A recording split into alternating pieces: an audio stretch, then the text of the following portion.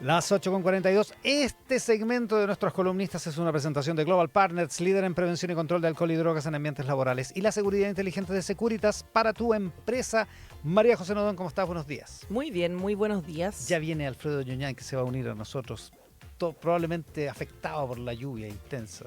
¿Está lloviendo todavía, no? Sí, está lloviendo, sí, ya había harto taco. De arriba O sea, había abajo, que salir con precaución. Oye, a propósito de lo que conversábamos en el bloque anterior con Juan de Dios Larraín, el gerente general de Fábula, me escriben desde el Ministerio de Cultura y me dicen que están en el trámite final del proyecto de ley de reactivación del turismo que descontará el IVA para producciones audiovisuales extranjeras, que es parte de lo que, hablábamos con Juan de Dios, sí. Respecto de las posibilidades de Chile, porque dice que la lejanía de Chile es lo único, es como nuestro principal defecto, pero que hay muy buenas condiciones para filmar en Chile. No, y además yo encontré, vale la pena oír la entrevista, porque la verdad, impresionante el trabajo que están haciendo. O sea, la cantidad de no sé cómo se dirá, pero obras, series, películas, ¿verdad? De producción, exactamente, al mismo tiempo, con una capacidad de penetrar el mercado extraordinaria. Y lo que decía justamente de Chile, vale la pena pensarlo, porque realmente tiene razón. O sea, un país que tiene nieve, desierto, islas, no sé, paisajes tan distintos, es una cosa que hay que explotarla. Y es verdad lo que decía, cuando uno ve una película extraordinariamente bonita o atractiva en sus paisajes, te dan ganas, efectivamente, de ir a ese país. O Además, sea, hay películas que hay están hechas para eso. Exactamente. Porque la historia es muy sencilla, pero los paisajes son tan extraordinarios que tú dices...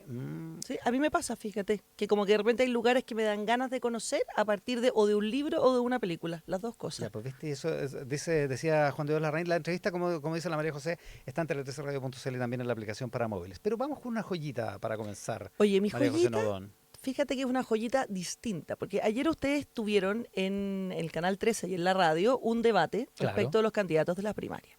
Y yo voy a refrasear un dicho popular que es: dime con quién andas y te diré quién eres, y yo voy a decir: dime qué libro recomiendas y te diré quién eres. Porque la coneja, ¿verdad?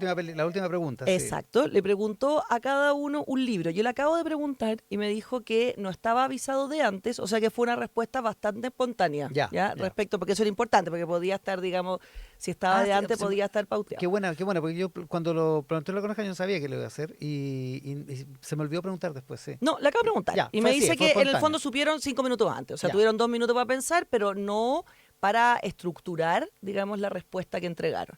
Porque había un solo corte comercial en el debate, entonces tampoco había mucho tiempo para... Exacto. Por lo tanto, para los seconds ni para... Eso, ni para vamos a entender nada. Que fue una respuesta espontánea. Porque Eso es lo más espontáneo posible para un debate presidencial. Me imagino que obviamente estaba muy preparado. Eso es lo esperable. Bueno, pero el asunto es el siguiente. Cada uno de los 4 candidatos entregó un libro y yo voy a hacer una pequeña reseña de qué se trata cada libro para sacar alguna característica del candidato y de su campaña. ¿Ya? Por eso dime qué libro recomienda y te diré quién eres. Ya. Primer libro, Janet Jara. Janet Jara recomendó La Reina Isabel cantaba ranchera de Hernán Rivera Letelier. Claro. Muy rápidamente, el libro trata de la llegada... Dijo además que se lo había regalado su papá. Voy con eso también. Pero es un libro que está ambientado en el norte de Chile, ¿no es cierto?, en las Salitreras. Y la novela cuenta la historia de la llegada de una mujer, que es conocida como la Reina Isabel, ¿verdad?, que tiene una voz muy conmovedora, que efectivamente canta ranchera, que se instala en un burdel, ¿verdad?, en el pueblo, y desde ahí empieza de alguna manera a irradiar o a transformar el lugar donde llega. Claro. Es una novela que mezcla la tragedia, porque hay personajes humanos muy trágicos en el sentido más propio, el humor, la ternura, pero es, ojo, una narración de personajes. O sea, lo que hay ahí no es un ensayo, no es la exploración de una idea, sino que más bien es una narración humana de personas, ¿verdad? Me acuerdo que era muy entretenida. Súper entretenida, como dijo la coneja ahí mismo, fue un bestseller, ¿verdad? En Chile, se leyó mucho. Es la más famosa de Rivera Letelier, de hecho, ¿no? No lo sé, no estoy segura, pero si no, exactamente. Bueno, pero el asunto es que, ¿qué características tiene esta novela? Primero, es un autor profundamente chileno, popular, asociada la novela al mundo del trabajo, ¿verdad? Es la Reina Isabel, la figura de la Reina Isabel, que es esta mujer que canta ranchera, es una mujer que está fuera de la norma, pero me gusta pensarlo así, es una transgresora, pero bien entrañable. O sea, muy atractiva, ¿verdad? Produce o genera, digamos, como vínculos con el entorno. Y efectivamente lo que hace Janet Jara es además asociarla a la figura de su padre, ¿verdad? Entonces lo llena, digamos, de cariño, de familiaridad, de emoción. Yo creo que esto la devela ella claramente como una candidata cercana, muy humana, muy popular en el sentido propio de la palabra, y lo que está buscando, ¿verdad?, es de alguna manera rescatar esas historias de izquierda, pero desde una manera viva, popular, muy afectiva. Y creo que narrar historias, o sea, el hecho de elegir una novela, porque eso es, ¿verdad?, muestra cómo las vidas, esas vidas minúsculas, por ejemplo en la Reina Isabel, se vuelven o se hacen enormemente protagonistas. Y yo creo que eso es lo que hace Janet Jara. ¿Ya? Ya. Me gusta Segunda, esta exégesis exégesis la literaria. Es que sí, no está está, buena, ya. Carolina Toa, Ya. ¿qué es lo que hace? Elige un...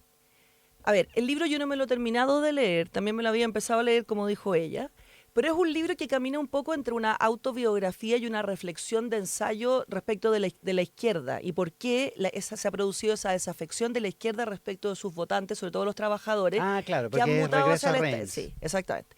Entonces, El regreso a Reims ya es un libro escrito por un francés, ¿verdad? No es un chileno, Ya. como en el caso de Janet Jara. Y es un libro que está haciendo una reflexión de clase, primero. Este es un hombre de clase baja, homosexual, que va a París y en el fondo hace toda una reflexión respecto de qué es lo que es vivir desclasadamente en términos sexuales y desclasadamente en términos sociales, ¿vale? Y cuando vuelve a su pueblo, hace esta reflexión que es la que ella destaca, además del libro, que tiene que ver con que por qué la izquierda se ha desafectado de las clases populares trabajadores a las que pertenece su padre, que es comunista, entre otras cosas. Claro, porque le contaba ella que él vuelve a Reims y se encuentra con que su familia está coqueteando con el partido de extrema derecha. De extrema derecha, exacto. el Partido Nacional. Ya, entonces, ¿qué es lo que podemos ver? Primero, este es un libro complejo. Es un libro complejo, no sencillo o no narrativo, ¿verdad? Como el libro de Janet Jara. Es un libro mucho más complejo.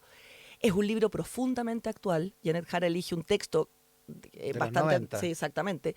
De los 90 que estuvieron tan de moda ayer en el... que además estuvieron de moda, pero bueno, es un libro actual.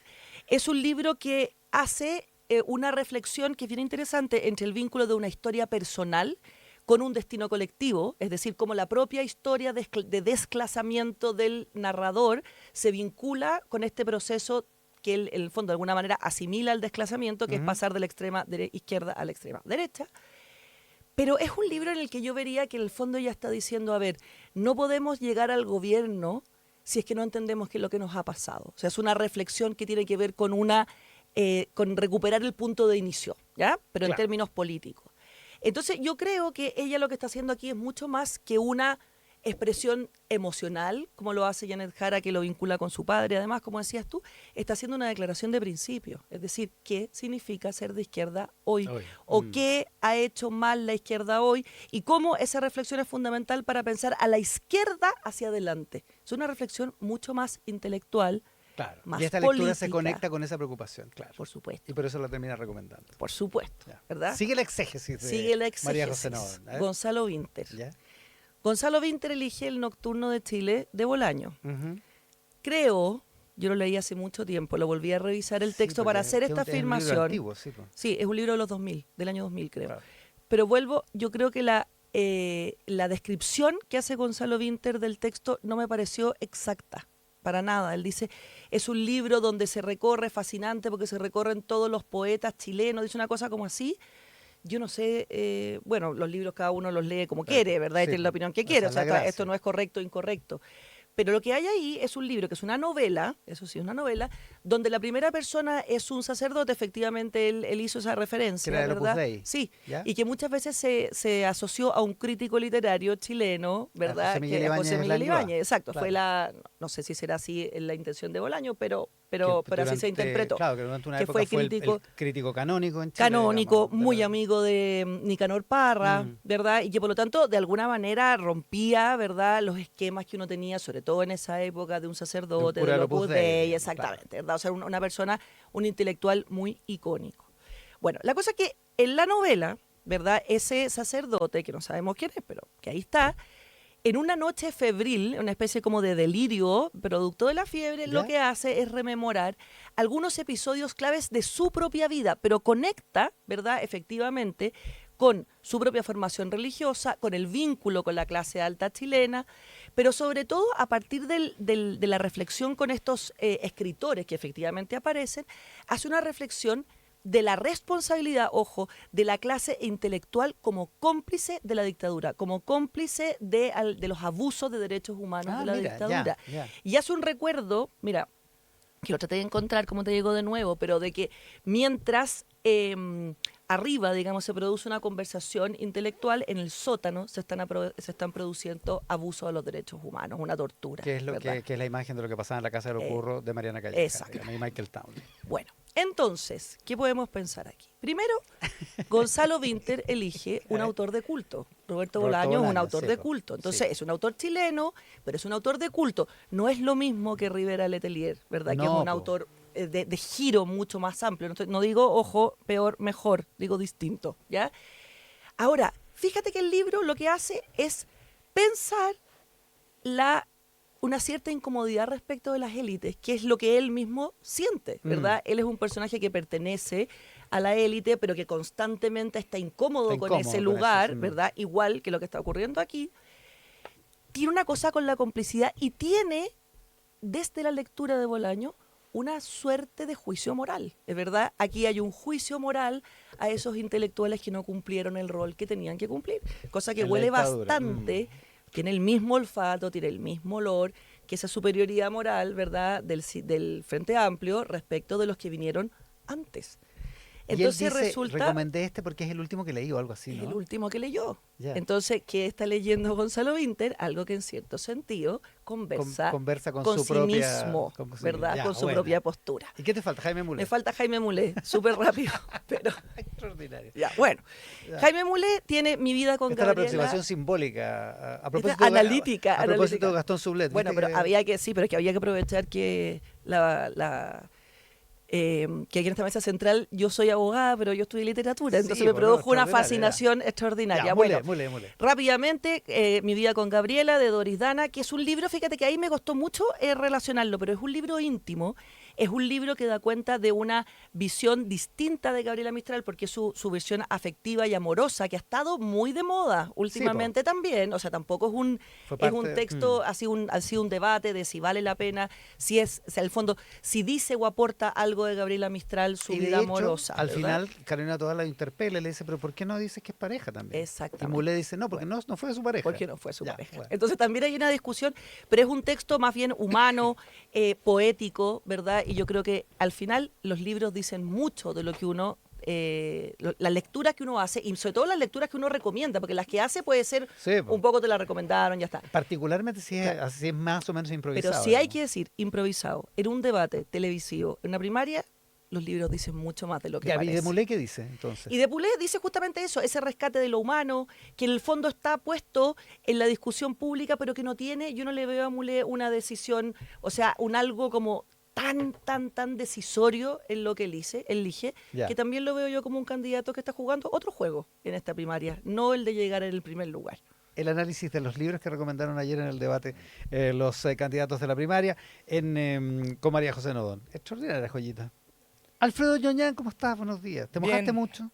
Sí, pero los tacos eran predecibles, digamos. Pero, oye, a mí me pasó lo mismo con los libros del debate, como fueron, por lo que escuchaba, como fueron anunciados por Coneja Bulnes muy intempestivamente. Sí, claro, aparentemente estuvieron muy poco tiempo para... Es que eso es choro, porque eso significa que operó algo así como un inconsciente literario de los cuatro contendientes, en donde les salió muy genuinamente lo que leen y el por qué lo leen, digamos, y sobre todo, y acá donde está el inconsciente literario, en qué sentido cada uno de los libros los refleja y los retrata. Y desde ese punto de vista es muy interesante. De hecho, yo voy a volver a la recomendación de Volver a Reims, que mencionó Carolina Toá, porque es un libro mucho más importante de lo que uno cree, pero eso es al final del programa. Al final del programa, ya. Dale con tu joyita ya que alcanzamos antes Sí, mira, mi joyita no tiene nada que ver con esto. Mi joyita es... digámoslo así, inquietante mundial. Fíjense que desde hace ya varios meses no quiero jugar al alarmismo, pero con tato el hecho, nos estamos acercando peligrosamente al umbral del uso del arma nuclear. Y lo digo porque llevamos ya 4 días de enfrentamiento aéreo entre Israel e Irán.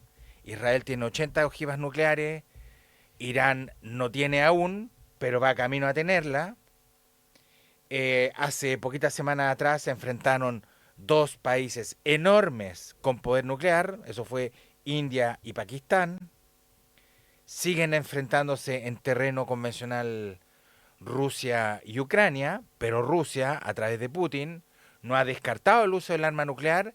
Es decir, yo creo que de verdad tenemos que dimensionar, tomar conciencia del peligroso momento que estamos viviendo a escala global.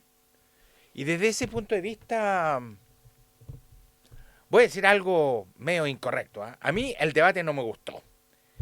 Y no me gustó porque cuando aborda temas serios, los fueron abordados de modo un tanto extemporáneo o superficial y no temas de esta magnitud, ¿cachai? Es decir, estos temas, por muy país periférico que seamos, estos temas merecen ser abordados por candidatos presidenciales, porque de ocurrir algo más allá de la norma, estos asuntos tienen consecuencias globales.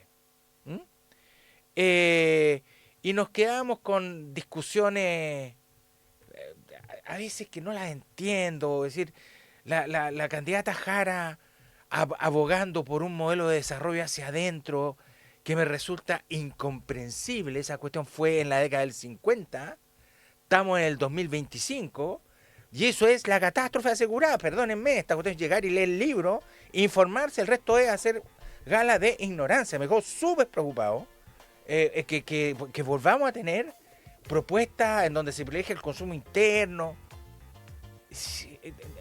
Me sorprende las discusiones sobre, las preguntas sobre, no sé, qué presidente te gusta más, lo encuentro muy infantil, no me parece relevante, no me gustaron los intercambios de opiniones sobre delincuencia, en fin, yo quedé bien decepcionado.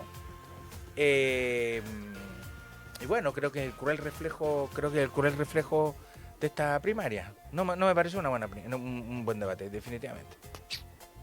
A ver, es que tú tocaste como dos temas radicalmente Rápido distintos, súper rápido. Mira, respecto del tema Israel, Irán, etcétera, creo que efectivamente se va transformando en una preocupación extraordinaria. Y coincido totalmente contigo que creo que las respuestas de ayer tienen mucho más que ver con ideologías que con realidad, o sea, con enfrentarse realmente a lo que está ocurriendo. Y mira, muestra esa cosa como en Chile un poquito como de lindo país esquina con vista al mar, así como que efectivamente estamos lejos, pero las cosas importantes parecen menos importantes, pero en realidad uno esperaría, no sé, todo un candidato a la presidencia de la República que efectivamente le diera el peso a las cosas como son. Respecto del debate, muy corto, a mí todo lo contrario. Creo que las preguntas tipo cuál es el libro, cuál es el presidente que más te gusta, terminan diciendo mucho más los candidatos de lo que realmente dicen. No, mi problema no es con las preguntas, mi problema es con la respuesta. No, con la respuesta. Pero es que por eso te digo, entonces a mí el debate me pareció bueno, porque no por la pregunta, por la respuesta, porque al decirlo, creo que se dicen cosas que no se dicen de otra manera. Entonces me gustan los debates donde realmente uno sabe quién es quién. Sigamos analizándolo después. En el siguiente bloque se une también Quique Mujica a esta conversación con María José Nodón y con Alfredo Ñoñán. Hacemos Mesa Central. Por la cinta. Que ver cómo lo son. Hablamos de política y actualidad. Acá en Mesa Central, María José Nodón, Alfredo Ñoñán. Quique Mujica, ¿cómo estás? Buenos días. Muy buenos días. Oye, estábamos empezando después de un análisis muy exegético, muy profundo de María José Nodón respecto de los libros que recomendaron los candidatos ayer en el debate. Nadie recomendó El Principito. Nadie recomendó El Principito. Hubiera sido una mala recomendación, muy mala. Yo pensé ayer, porque realmente estaba fascinada con los libros, ¿qué libro hubiera recomendado yo? Fíjate que me encontré pensando. ¿Qué hubiera recomendado? Yo te hago la exégesis. Como no estoy dispuesta a que me hagan la exégesis, lo voy a decir en off.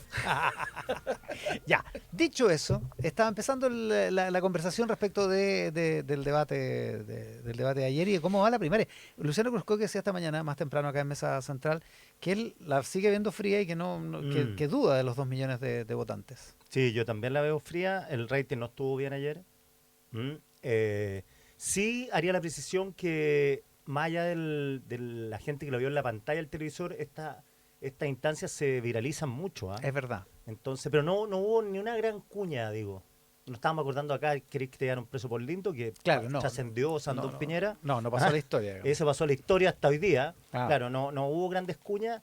Cristian Valdivieso hacía un análisis temprano en ex ante, donde decía que la que ganó fue Jara, la que perdió fue Toá, que se vio más bien a la defensiva constante.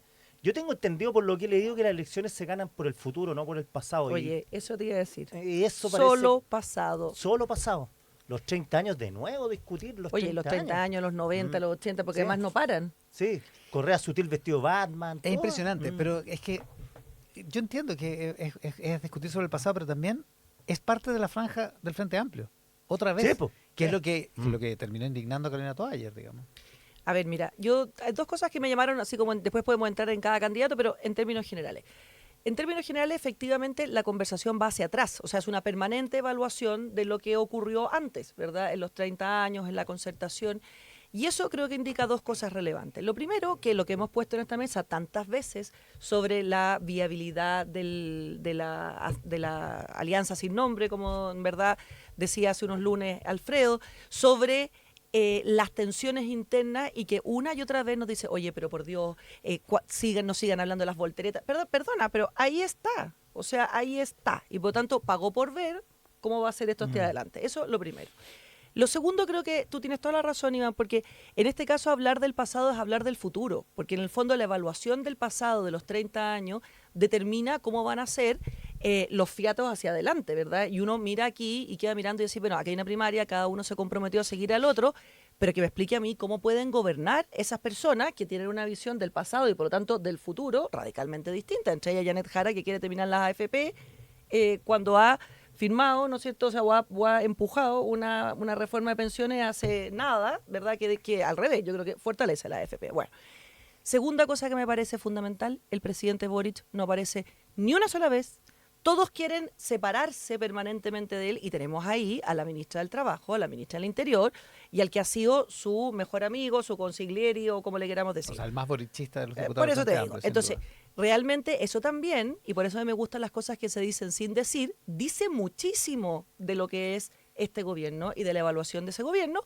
Y termino que cuando uno mira todo ese escenario, no me parece nada de raro que la atracción no solo del debate, sino que de la primaria sea obviamente baja. Alfredo Yoñan. Sí, mira, siguiendo con el razonamiento de María José, mira, yo mi columna en El País de hoy la titulé, todavía no sale publicada, pero va a salir en los minutos que siguen, La coalición bastarda. ¿Por qué? Porque el hecho de no tener nombre, más allá que existe un nombre administrativo que creo que es Unidad por Chile, que no dice nada. Bueno, dice que están unidos por el país. Sí, claro, no tengo ninguna duda. La concertación decía algo. ¿Ah? La nueva mayoría también decía algo porque incorporaba un nuevo actor, que era el Partido Comunista. Todas esas cosas decían cosas. Bueno, yo lo que vi en este debate es la completa ausencia de una coalición. Sí. Es decir, mira, todos sabemos, a lo menos en ciencia política, sabemos que una primaria de izquierdas o de derechas, da lo mismo, ¿eh? Sabemos que una primaria fractura al mundo que concurre a ella. ¿Por qué? Porque candidatos de mundos parecidos necesitan diferenciarse. Perfecto. Pero aquí ya la diferenciación fue mayúscula, primero porque fue efectivamente respecto del pasado. Me van a perdonar, pero volver a los 30 años, a discutir los 30 años en la concertación, estando en el peor es volver a Tombolini. Volver a Tombolini. Un personaje de opereta dentro de ese mundo. Pero mucho y además peor que fue exculpado, porque claro, seamos francos. Sí. Es decir, a mí me parece ya... Pero déjeme poner una nota al pie. Mucho peor es la excusa de decir yo no sabía que era Tombolini. Claro. Por supuesto. No, y tampoco sabía, parece, quién era Batman, porque se comprometió a sacarlo de la franja Gonzalo Winter. Porque dijo ayer que además que tenía la mejor opinión de él. No, no, realmente. Yo veo a Winter completamente desplomado en esta primaria. Sin tema. Es como esta es una primaria de las dos mujeres. Eso es lo que uno ve con claridad, porque reponer el tema de los 30 años en una primaria para diferenciarte y distinguirte, no sé, lo encuentro raro. Claro, es cierto que aquí hay un concurso de circunstancias. Oscar Landerreche tuvo esa pésima frase en la semana pasada sobre ojalá que no quemen, ojalá que no conviertan en un infierno con quemando iglesias y toda la cuestión. Es decir, la frase es muy mala porque reactiva las fantasías del pasado. La reactivó. Muchos le respondieron, varios pagallados establecieron complicidad con las palabras de Landerreche. Viene el spot de Gonzalo Winter. Mensajes hacia el futuro cercano a cero. ¿Sabes lo que me pasa a mí también, relacionado con lo que dices tú? Que para dos temas como la delincuencia, crimen organizado e inmigración, que está todo en un mismo paquete, lamentablemente, y por el tema de economía, de los 4 que estaban ahí, yo creo que ninguno da la certeza de soluciones. O sea, pueden estar Trabajo, Janet Jara, pero ¿me van a solucionar el problema de la delincuencia los 4 que estaban ayer ahí? ¿Me van a solucionar el problema de la economía? ¿Me pueden solucionar los otros? Puede ser. Entonces, digo, si van a seguir, como yo he dicho, jugándose el partido del tercer y cuarto lugar del Mundial, que no lo ve nadie, no van a calentar a nadie. Si aquí se juega la final. Pero ¿cuál es la opción? ¿Cuál es la alternativa? A ver, María José, no. A ver, mira, es que yo creo que efectivamente es una primaria que no mueve, o sea, y no mueve porque en parte la discusión que está de base, que es la discusión hacia el pasado, es una discusión que no conecta con las prioridades ciudadanas y que es una discusión, me carga esto porque es como muy mañido decirlo siempre, pero bien elitista, o sea, lo que pasó para atrás, que tú me dijiste, que no me dijiste, no tiene que ver con la propuesta de un país hacia el futuro. Ahora, yo creo que se ve ahí algo que en la derecha también se ve, ¿verdad? Y es que Carolina Toá no sabe a quién le habla. O sea, aquí no tiene idea, o sea, está hablando y habla, entonces se corre un poco más, podríamos decir, hacia el centro, después se trata de correr un poco más hacia la izquierda, o sea, tiene una posición muy incómoda, uno la ve incómoda, ella que es una mujer con oficio, que tiene profundidad, ¿verdad? Porque uno podrá estar de acuerdo o no de acuerdo, pero es una mujer que sabe lo que piensa, que tiene experiencia, se la ve incómoda. Por el contrario, a Janet Jara se la ve comodísima, también porque su lugar en la competencia también es más fácil, eso es verdad. Pero sobre todo porque tiene una gracia Janet Jara, que logra salir con mucha, voy a volver a repetir la palabra, gracia y estilo de los lugares difíciles. O sea, cuando le hablan de Cuba, cuando le hablan de Venezuela, cuando le hablan de... Logra, de alguna manera, con una cierta simpatía salir de ahí. Carolina Toá al revés, es como que se quedara, como que se instalara, ¿verdad?, en la dificultad. Y a mí el que me llama la atención es Gonzalo Winter, que yo creo que vive en un personaje que yo no sé, a mí me dijeron el otro día que la campaña estaba muy bien dirigida a su nicho, a sus seguidores. Yo realmente me reconozco inhábil para detectar quiénes son esos seguidores o cómo uno podría definirlos, porque realmente su juego es en personaje total, o sea, elige, dice y además demuestra una falta de contenido y una falta de conocimiento muchas veces en las cosas que dice, que a mí me parece bien fuerte, o sea, para un candidato, alguien que pretende, digamos, ir a la presidencia de la República. Alfredo Yuña. Sí, ¿no? Y consistentemente las encuestas conocidas hasta el día de la veda. ¿De qué hablan? No, dicen que... no, hasta la veda, Winter marca consistentemente, va tercero, digamos. Tercero. Claro. Me permiten una digresión sobre la primaria, el debate de ayer. Fíjate que Mulet está haciendo todo su juego. Mulet no tiene restricciones. Pero si no, tiene puro ganar. No tiene nada que perder. Puro ganar. Se da lujitos, que en algún momento dado se molestó con Carolina Toá, Se lo Y hizo además ver, se lo hizo ver, estoy sí. enojado contigo. 9 veces citó SQM según Pamela Giles, Mulet. Le dijo, sí, lo sí, dijo, nueve lo dijo veces. varias veces. Claro, y fue el que realmente evaluó más mal al gobierno, porque todos los demás le Como pusieron 4. 5,4, 5,5.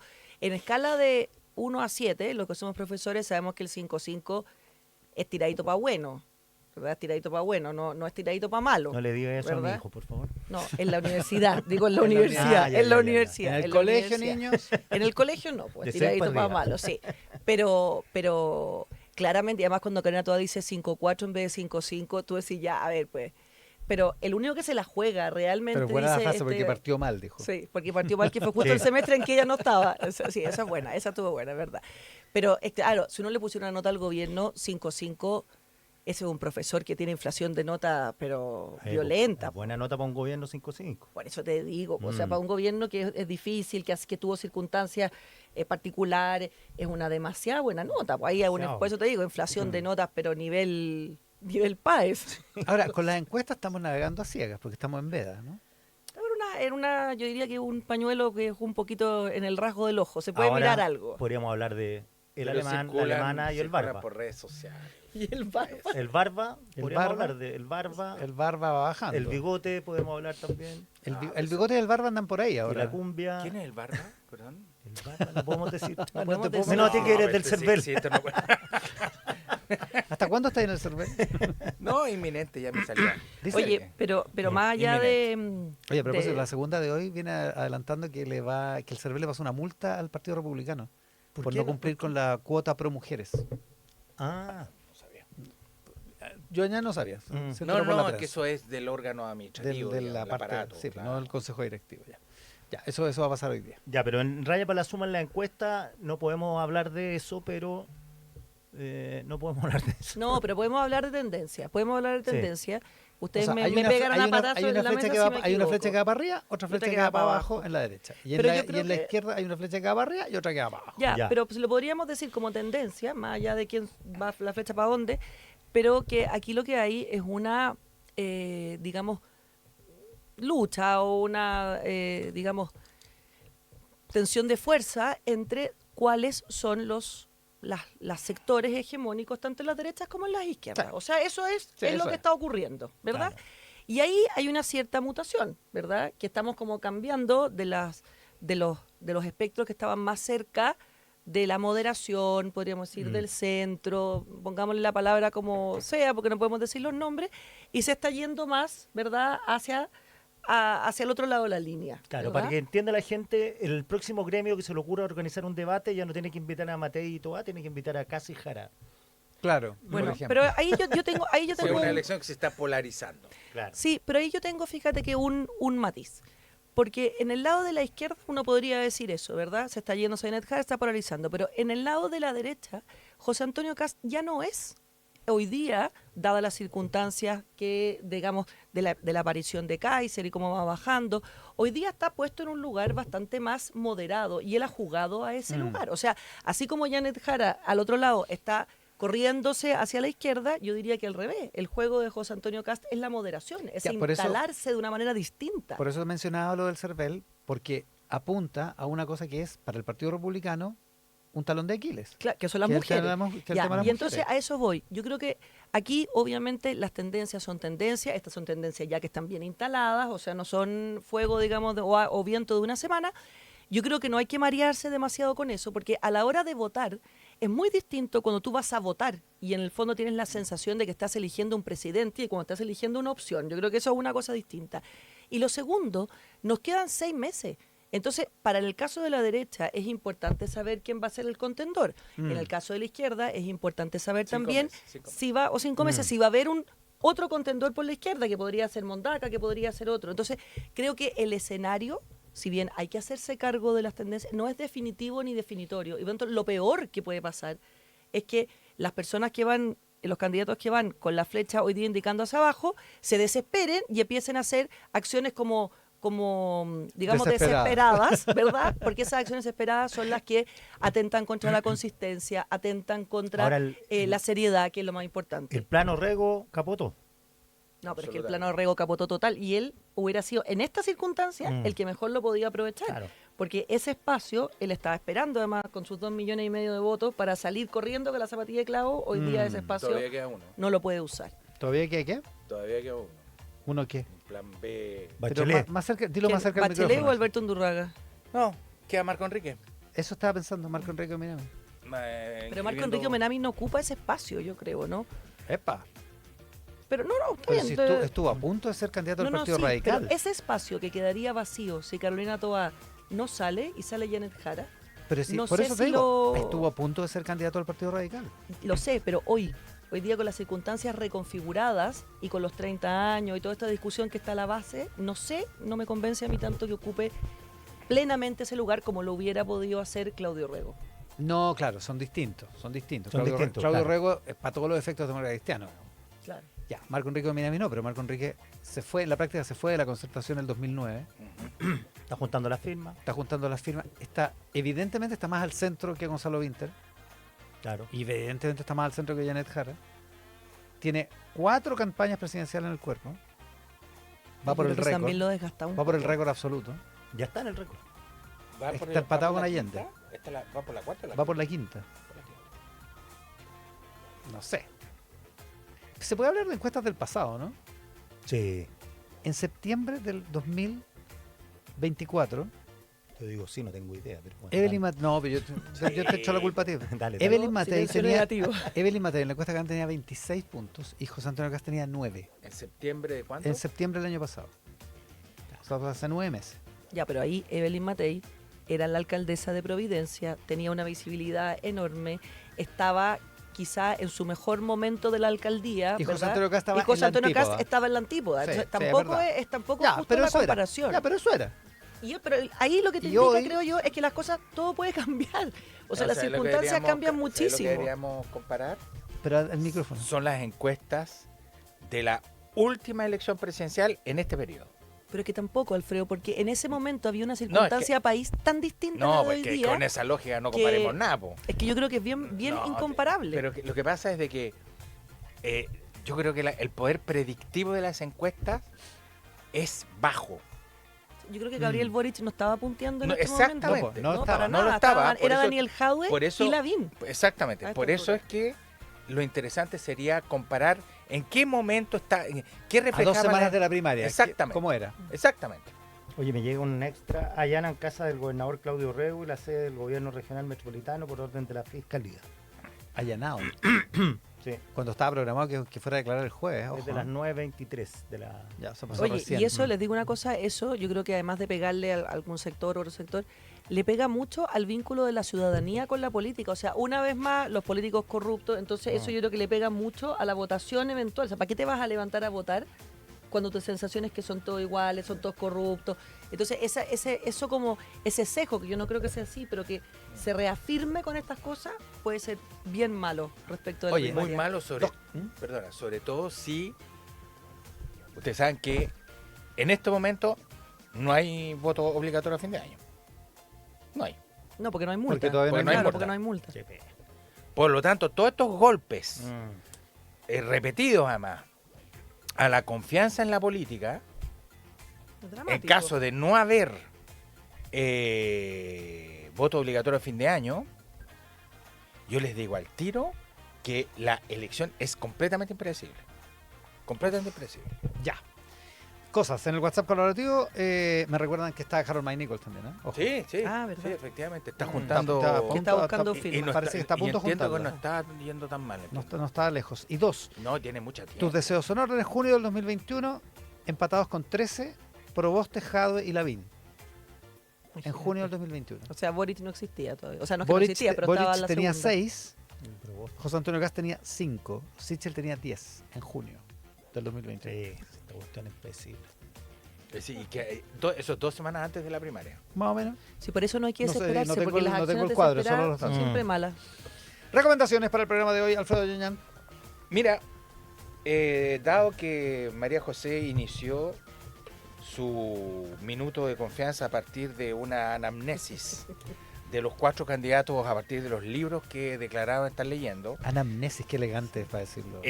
Yo quiero retomar el libro que Carolina Toá mencionó, que es ¿Tu candidata? Didier Eribon, Volver a Reims. Este es un libro relativamente antiguo, es del año 2009. Sí. Está en francés, lo tiene en francés. Sí. ¿Se dice Reims? Reims. Reims.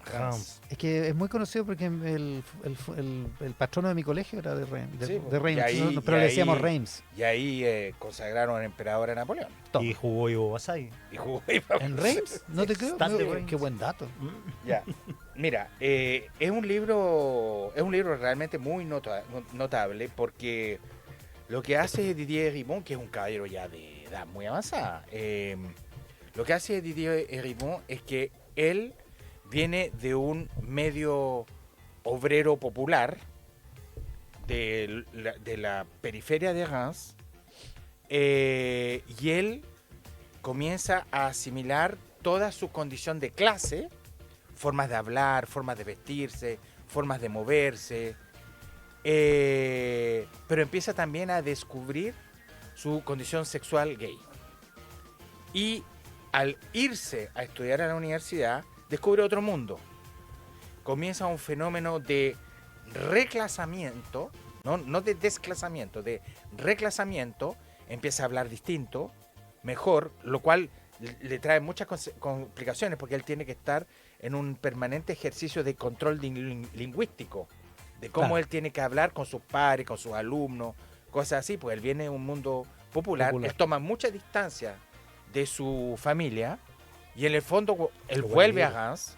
Qué buen libro. Él vuelve a Reims, está muy bien escrito, es muy fácil además. ¿Estará en español? Está en español, por supuesto. Nada más. Él vuelve a Reims y el tipo se interroga, es una pregunta muy sociológica, pero experiencialmente es de una gran complejidad. Él empieza a interrogarse cómo interactúa en una misma persona lo que se llama el orden social de los hábitos, que son los aprendizajes primarios, y el orden sexual de las cosas. El libro es realmente fascinante, notable, y además se enfrenta, cuando vuelve a Reims, cuando muere su padre, se enfrenta a una familia que, como pasó en muchas familias obreras, empezaron a votar Frente Nacional, Le Pen. Claro. Cuesta 18.000 pesos en la librería Antártica. Buen dato. Regreso a Ayer Reims. como a 30 idiomas, increíble, ha tenido un Es éxito un éxito notable. absoluto, gran libro. María José Nodón, recomendación. Oye, yo voy a recomendar la revista número 8 de la revista de Artes Liberales, que publica Es de una universidad Adolfo Ibáñez. de una universidad, pero ahora como yo no estoy en esa escuela, no es autobombo. Estoy recomendando el producto de la escuela ¿Cómo no va a ser contraria. autobombo? No es autobombo. Salvaje. No. Pero además, la revista es extraordinaria. Se llama Cartografía de la Soledad Contemporánea. Toma. Es una observación desde la historia, la psicología, la filosofía, la neurociencia, el arte, sobre la soledad y sobre el fenómeno, cómo afecta, ¿no es cierto? Nos afecta hoy día como ciudadanos y como individuos. Hay también muy buenas reseñas de Mario Vargas Llosa y hay una entrevista genial a Juan Gabriel Vázquez, el escritor colombiano de los últimos... que escribió su último Los nombres de Felisa, que ese sí autobombo porque se la hice yo. Pero mira, la revista RAL es una revista realmente interesante, una revista que se asoma a la discusión contemporánea, pero con contenido y con una mirada muy interdisciplinaria, con artículos que además son de difusión, entretenidos y fáciles de leer. Yo, de verdad, más allá de que la quiero mucho, creo que es un muy buen insumo de lectura y de reflexión sobre los problemas actuales. Bien, una nueva definición sobre el autobombo. Pato Fernández reivindica, dice que recomendó Regreso a Reims hace como 2 meses. No criticando a Alfredo, sino que reivindicando a lo la mejor por eso oportunidad Carolina del Tobar asunto. recomendó el libro, eso no lo A sabíamos. lo mejor se lo regaló Pato Fernández. A lo mejor se lo recomendó y Algo que regaló no Pato sabíamos. Fernández. Quique Mujica, Me recomendación. dice antes de partir con mi recomendación, Rodolfo Carter, que te diga que murió Julio Retamal hoy día, que era compañero tuyo en la... Julio Retamal Faberó, Sí. Sí, ¿Murió? Oye, pero... el historiador. Espérate, ¿el Rodolfo historiador? No, es que Julio Retamal fue una persona fundamental en la extensión de humanidades de la Universidad de Olfigaña. O sea, fue el que montó no solamente el curso de trayectoria del mundo occidental, que fue pero famosísimo en la época, sino que me tocó efectivamente trabajar mucho con él, una persona brillante, además una cultura extraordinaria, y fue el corazón de lo que hoy día es la extensión, digamos, en humanidades de la Adolfo Ibáñez. Así que un cariño, sí, para él y para su familia. Ya. Bueno, yo voy a recomendar una carnicería. Me encantan las carnicerías. Carnicería así como de barrio. Este caso es barrio Vitacura, me van a decir que es Cuico ya, pero bueno, si ahí vivo. Entonces... la coprolalia es innecesaria. Oye, el carnicería La Antigua hacen la hamburguesa, tienen fricandela. Oh, qué rico. Están en Providencia, están en el MUT, están en Vitacura y tienen muy buen precio. Ayer le compré a mis niños milanesa. Hay milanesa de pollo y milanesa de carne. 2, como mantarraya de grande, 7 lucas 500 las dos. La hamburguesa hecha, bien hecha, gordita, la jumbo, así como con grasita, todo, 1990. Está bueno. Está bueno. Bueno, ¿cómo se llama la cuestión? Se llama Rienda Suelta, Carnicería Ideli. Está... Ideli, claro. Está en Instagram, rienda-suelta-carnicería. Están en Providencia, Vitacura, y su eslogan es convirtiendo veganos desde el 2020. Está buena. Con Quique Mujica, con María José Nodón, con Alfredo Guillén, que tengan una estupenda semana. Buenos días.